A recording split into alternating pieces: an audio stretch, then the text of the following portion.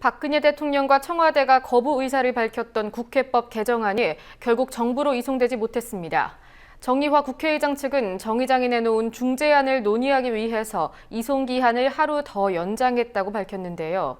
중재안이 제출돼도 청와대가 거부권을 행사하지 않겠냐는 전망과 더불어서 거부권 행사 자체가 부적절하다는 비판도 이어지고 있습니다. 안은필 기자가 보도합니다. 오늘 오후 공무원연금법 개정안 등 58개의 법안이 정부로 옮겨졌습니다. 지난달 29일 국회를 통과한 대다수 법안이 정부로 이송된 셈이지만 박근혜 대통령이 거부권 행사 가능성을 시사한 국회법 개정안은 빠진 채였습니다. 정의화 국회의장 대변인실 관계자는 국회의장 중재안에 대해 야당 쪽에서 내일 최고위원회의와 의원총회를 통해 논의하겠다고 밝혀 이송기한을 하루 더 연장한 것으로 안다고 전했습니다. 국회법 개정안에 위헌 소지가 있다는 청와대와 친박 의원들의 반발에 국회 본회의를 통과한 법안이 묶인 셈입니다.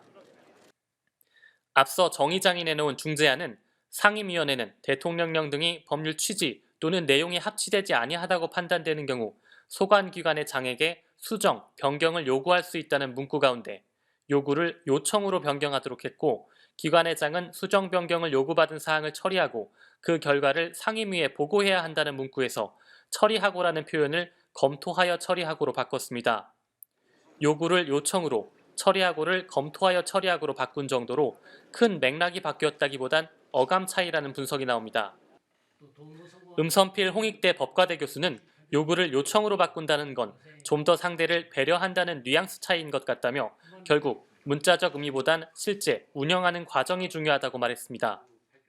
지금은 이제 문자적인 의미로 많이 판단하지만 나중에 실제 운영하는 과정에서 결국 이걸 어떻게 운영하고 그에 따라서 이제 해석이 확정되는가는 그 다음 차원 문제일 겁니다.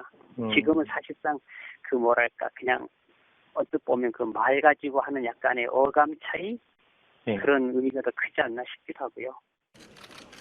중재안의 문구가 크게 수정되지 않은 만큼 결국 여야 원내 지도부의 협상 결과가 박 대통령의 거부권 행사와 직결될 것으로 전망됩니다.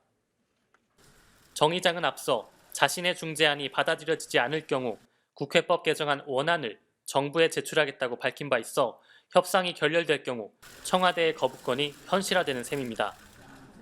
반면 여야 협상이 성사돼 중재안이 받아들여질 경우 정 의장은 청와대의 입장을 듣기 위해 정부 제출까지 며칠 더 여유를 둘 것으로 전망됩니다.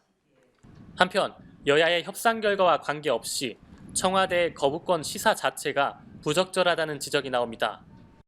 박 대통령이 야당 국회의원 시절이던 지난 1998년 현재 논란이 되고 있는 개정안보다 강한 구속력을 가진 국회법 개정안을 공동 발의했기 때문입니다.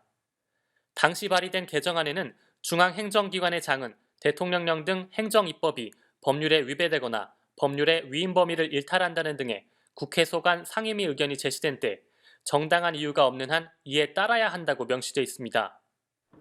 현 개정안의 강제성에 대해 여야 간 의견이 갈리고 있는 데 반해 1998년 개정안은 국회의 의견에 대한 정부의 수용 의무를 명확히 강제하고 있는 셈입니다.